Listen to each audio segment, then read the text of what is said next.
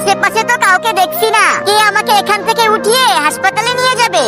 এই ভাইয়া একটু শুনুন, আমি আমার মাকে নিয়ে উপরে যেতে পারবো না। আমার মা কিছুদিন আগে অনেক গুরুতর অ্যাক্সিডেন্ট করে পায়ে ব্যথা পেয়েছে। আপনারা আমার মাকে একটু উপরে উঠিয়ে দিবেন? তোর কত বড় সাহস, তুই আমাদেরকে উপরে উঠিয়ে দেওয়ার কথা বলছিস?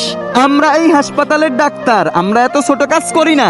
শেষ পর্যন্ত ওনারাও বেশি কথা বলে চলে গেল। তাহলে আমাকে উপরে উঠিয়ে দিবে কে? চলো চম্পা, দেখি ওনাদের কি হয়েছে। বাবু, তোমাদের কি হয়েছে? তোমরা এইখানে কেন দাঁড়িয়ে আছো? আমার মায়ের অনেক পায়ে ব্যথা, আমার মাকে একটু উপরে উঠিয়ে দিবেন? কেন দিব না, অবশ্যই দিব। আন্টি, আপনি আমার পিঠে চড়ে বসুন। আর চম্পা, তুমি আন্টির গাড়ি কিনিয়ে আমার সাথে সাথে উপরে চলে আসো। মানুষের উপকার করে কখনো ভাববেন না যে আপনি ছোট হয়ে গিয়েছেন। কিছু কিছু কাজ দেখতে অনেক ছোট মনে হলেও সেই সমস্ত কাজ আপনার মর্যাদা অনেক গুণ বাড়িয়ে দেয়। সবাই লাইক সাবস্ক্রাইব করে দিন।